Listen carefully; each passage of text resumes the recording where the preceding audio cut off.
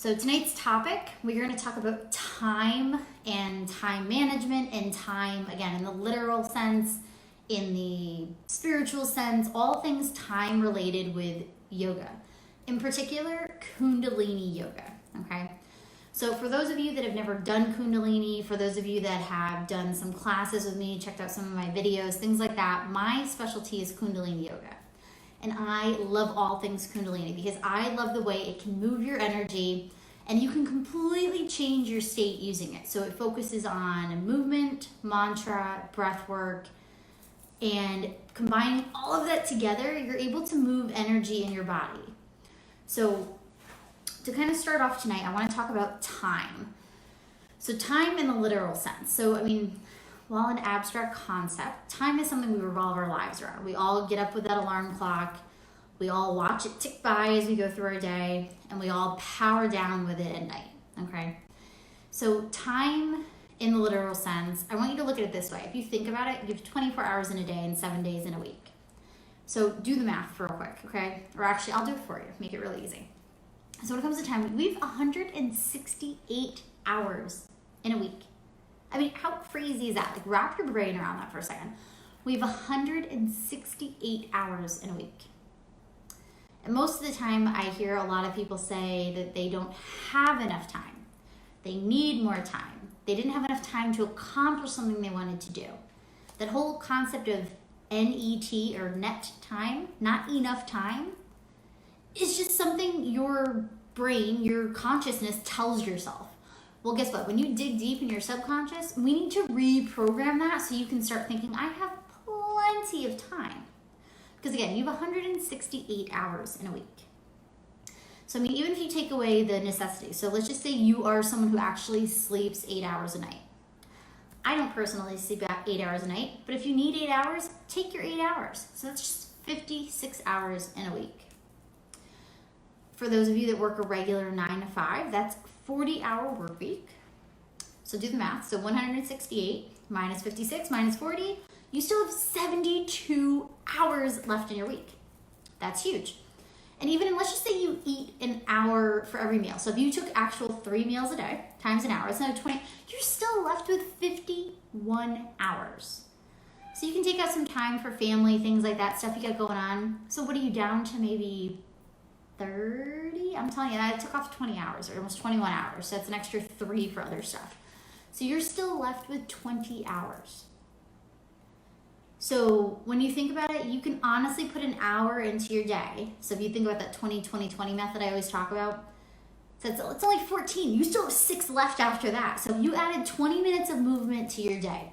So 20 minutes of yoga, 20 minutes of movement, whatever that is for you, to your day. 20 minutes of mindfulness. Well, hello. And 20 minutes of like a mindset work, that's just an hour. You still have plenty of time left. How wild is that? Like, have you ever actually sat and broke down your time? Hi, buddy. I love you. But you are gonna knock over mommy's camera. Okay? So if you think about that abstract concept of time and how much you have. Now think about where you waste it. Okay? I want you to think about this. How many hours in a week do you think that you sit and scroll mindlessly through social media? 4, 5?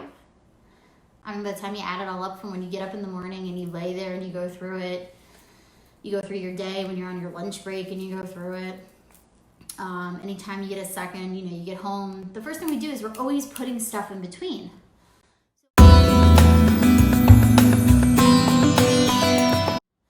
So when it comes to time management, rather than thinking multitask, this is the first concept I want you to look at, is the idea of monotasking. Mono meaning one. So I want you to focus on trying to do one thing at a time. Kind of a weird concept, I know. So I want you to think about focusing on one thing at a time. Because I'll be honest with you, for people that can multitask, and it's great, I'm not knocking it, most of the time you start so many projects and you take on so many things that you don't finish anything. And now you've exhausted your energy trying to juggle all of these things. You haven't accomplished anything, so mentally you feel like crap.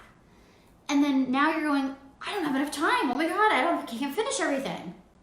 What did you do but stress yourself out? That's the only thing you've now accomplished, is giving yourself more stress and more overwhelm. Okay?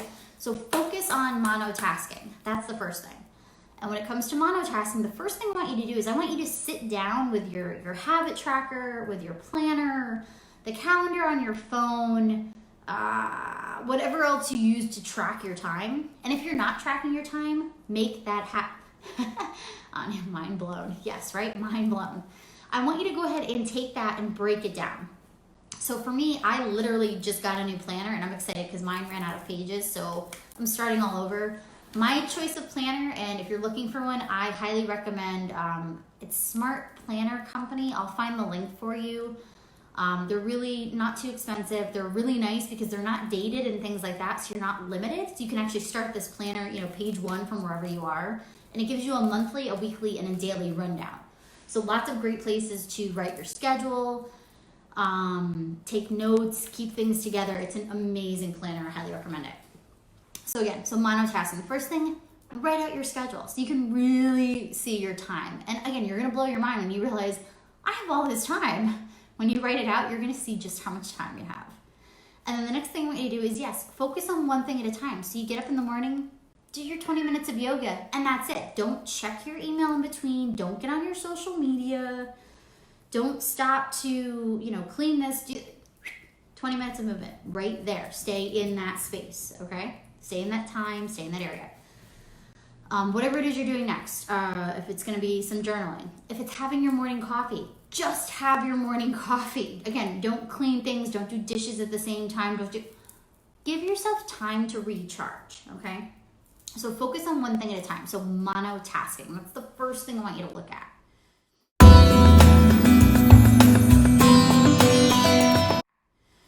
Okay, the next thing when it comes to time and time management is discipline. I know that's a really heavy word. Nobody likes that word. It kind of goes along the lines of responsibility and all that kind of stuff.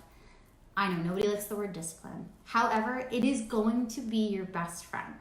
And this is why I hold those 40-day challenges. This is why I push you to tell me what your goals are.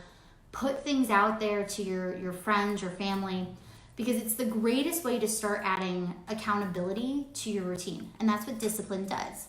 It's accountability. Okay? So when it comes to discipline, it's developing that structure and it's keeping it. So if you make a commitment to yourself, if you decide you're gonna take action, do it. You write it down in your planner. If you're like me, I hate scribbling things out. I hate having to cross them out and not know I did them. It's discouraging for me. I made the schedule, I was gonna do it, and then I didn't. And again, that's not a good place to be. So this is what's gonna start training you to get into the mindset of keeping the routine, staying on track, using all of your hours in a day to your full advantage. No more taking on 100 things that are just not worth the energy, okay? And you're putting energy into things you don't have to, and that's insane, okay? Because we all only get I shouldn't say limited. You have an unlimited amount of energy, but if you're not tapping into it correctly, you're wasting it on things you shouldn't be. And that brings me to topic number 3 when it comes to time.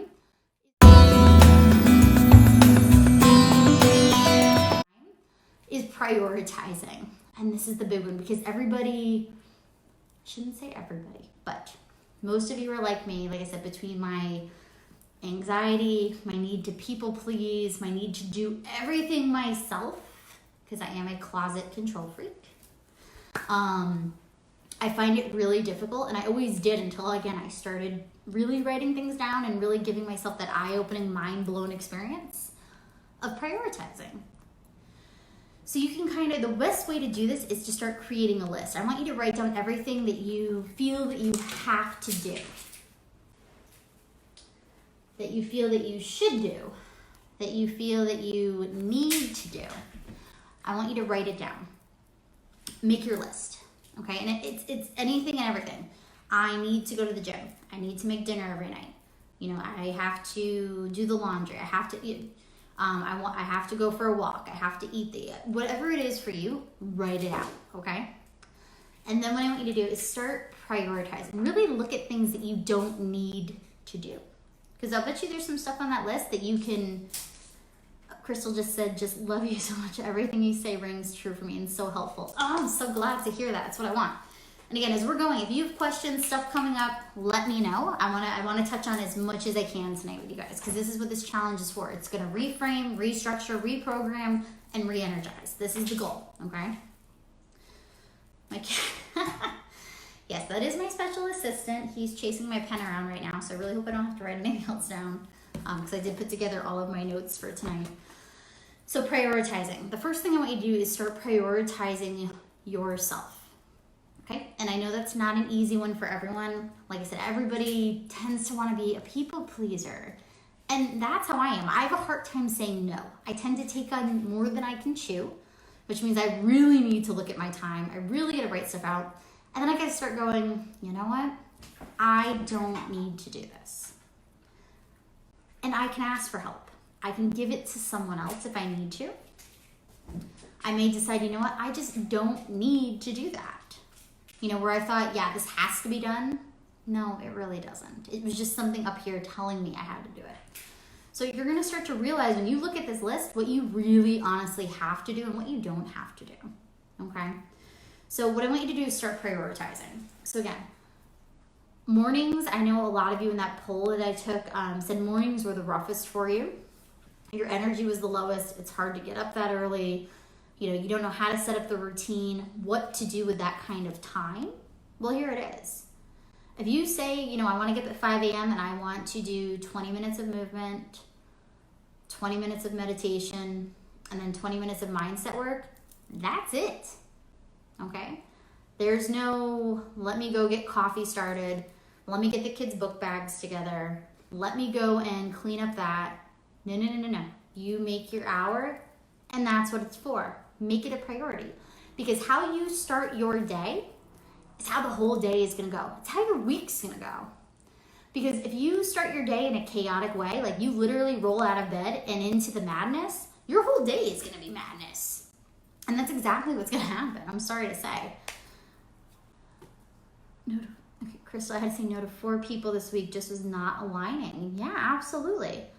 And you learn to, and that's what you're going to recognize is your energy levels. And that's what I mean. That's why prioritizing yourself and setting yourself up, like I said, if you have the ability to be a morning person where, you know, you don't work a night shift, you know, you don't have to be out to head to work at 5 a.m., certain things like that, make the morning your space.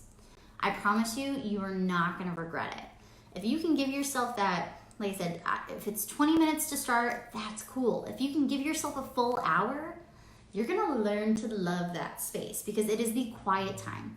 That's when the energy in the world is the highest because everybody's still asleep. So it's all sitting right there for you to tap into. And that's why, like I said, I love the Kundalini Yoga because if you do just 20 minutes of that movement, 20 minutes of the breath work, getting things going, and then you go ahead and do 20 minutes, like I said, just do the meditation. So if you're in the 40-day meditation challenge right now, if you've taken on some breath work, go ahead and do that. Sit there and just do that. Monotask. And then, like I said, if you want to journal up your feelings for the next 20 minutes, write things out, check your day planner for that time management, take the time for it. But only do that. And guess what? Now you're starting your day high vibe. You've done something that you want to do. You've accomplished something, so you feel super great, and you're ready to do the next task because now you're like, I did that. I kicked ass. I can do the next thing. So you're going to go through this, and you're going to notice it's going to transform your whole day. And now you're in this headspace of calm, organized, disciplined, and just ready to rock and roll. So again, if you just roll out of bed, that alarm, you've now hit snooze 6 times, so you don't have time for you now. You have to roll right out of bed and into the shower and into your kitchen to grab your coffee, in a to-go cup to throw yourself in the car. Guess what? You just totally got rid of every piece of energy that's going to make you feel good. So now you're going to get to work and you're going to have these blinders on. Everything's going to look chaotic. And it's not that it really is. It's just this is the mindset you're in. So how do you change that? You have to change one thing in your day. Okay? And like I said, I highly recommend starting with your morning. If you need help with that, if you need to learn how to do a routine, how to start working your way back so you can wake up earlier, you can feel energized, come talk to me. Let's have a little sit down and let's start getting it together. Let me know, okay? And that leads me to my next topic, I want to talk about that 4-letter word that most people don't like to use. Anybody want to guess what that word is?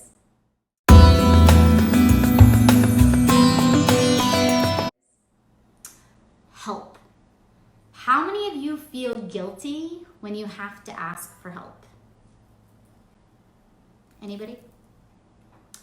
I know there's some days I still do, but I have gotten to the point now where if I don't ask for help, it's not going to work. And when I say help, it could be something, like I said, physically. If you need somebody to maybe do that errand for you. Like I said, most people, relationship-wise, especially as females, and I'm not trying to stereotype, but most of us don't want to ask for help. We feel like it's our job to take care of everything and everyone.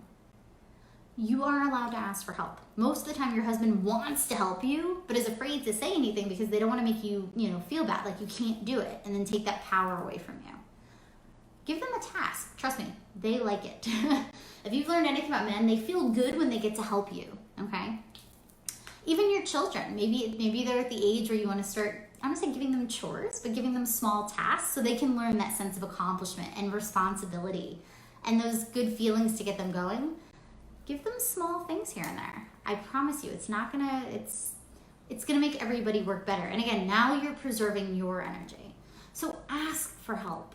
And if it comes down to more of on the spiritual side, on the emotional side, sometimes you need that. I used to a lot, but working on it. I realize it's necessary. Yeah, absolutely. I'm definitely guilty of that, yes. So like I said, I am very guilty of not asking for help. I need that sometimes. And I have to learn that. So again, if you're looking for support, you're looking for accountability, this is something we work on. Like I said, if you've done any of my challenges where we've done them in the opposite groups, like we did the one around Christmas time and the 40-day meditation challenge, support and accountability, it's there. This is what even our vibrant and carefree and fabulous community is for. Throw your goals out there. Throw something out there that you want to do. We'll help you as best we can. Even if that's just support. Sometimes you just need a cheerleader. And that helps raise your energy, that helps raise your vibe, and it gets you up there. And that's okay.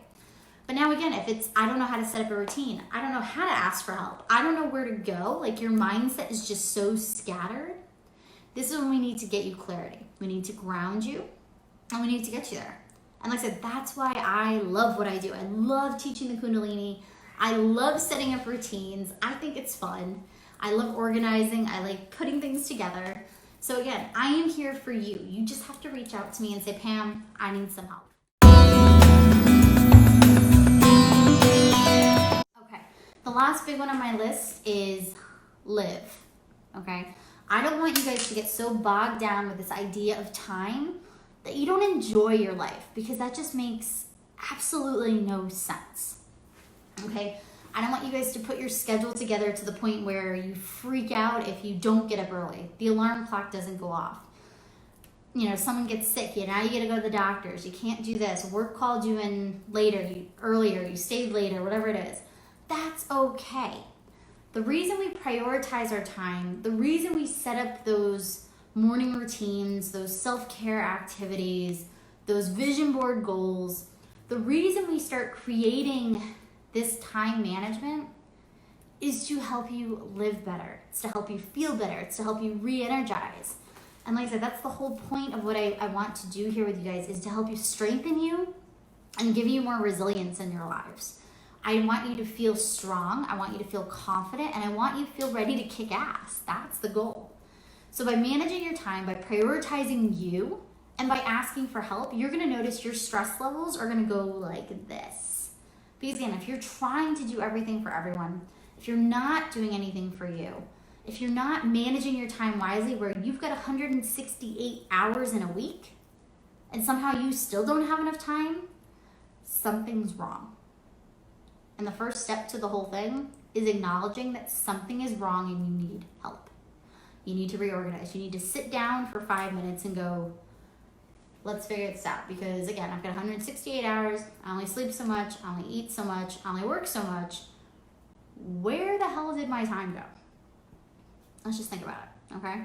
So what I want to do, and what I want to challenge you to do, is take those time skills, take those ideas, take everything I've just talked about with you, and take a look at your week next week. because we're at the end of this week, so we're kind of like, that's shot out the door now. I want you to look at your week for next week, starting with Sunday. What do you plan to do? What do you want to do? What do you need to do versus what do you have to do? Same thing for Monday, Tuesday, Wednesday. Write it up and see where your time really is so you can realize how much time you actually have. And then start putting in fun things. Like I said, if it's getting up earlier, if it's going for a walk, if it's setting yourself up for a yoga practice, a meditation, if it's creating your space, if it's, maybe you never think you have time to cook, you give yourself some time to do that. I want you to go ahead and I challenge you to write up your time and then share it with me. I want to see where it went. I want to see, for everyone who says they don't have enough time, I want you to really, like I said, I want you to take a look and then come tell me, do you really have enough time? I want to see it. Okay, so I challenge you to go ahead and start looking at your week.